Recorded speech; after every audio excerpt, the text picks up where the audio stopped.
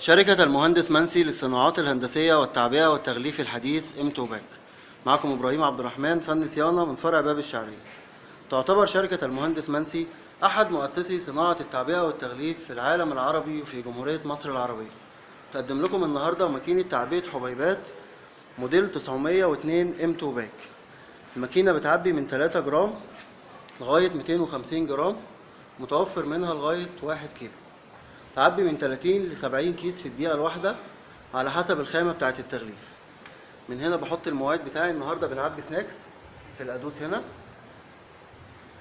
من القادوس بتنزل المواد على الفيبريشن، هنا بتنزل على الصينية، ومن الصينية في اللي هي الكوبايات اللي بتحكم فيها في الوزن، في الكمية اللي بتنزل لي. كل كوباية فيها كذا طبقة، بزود الطبقة أو بقلل الوزن من الطبقات بتاعتي لو عايز أزود الوزن أو أقلله. ومن الصينية بتنزل على الجرافيتا ديت وبتعبي الكيس وبتلحم، تديني لحام سنتر سيلينج زي ما حضراتكم شايفين، لحام من فوق ومن تحت وفي الظهر. الماكينة مزودة عليها وحدة طباعة التاريخ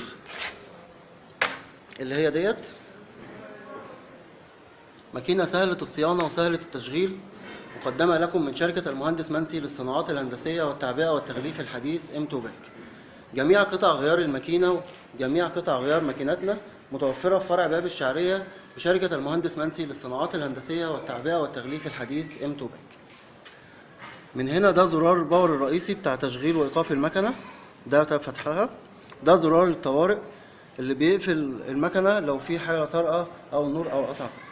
السخانات دول بيتحكموا، السخان اللي عندي الفيرتيكال هوريزونتال بتاع السخان الرأسي بتاع الفك الرأسي المسؤول عن درجة حرارته، وعندي السخان اللي جنبه اللي هو الهوريزونتال تمب كنترول بتاع الفك الأفقي.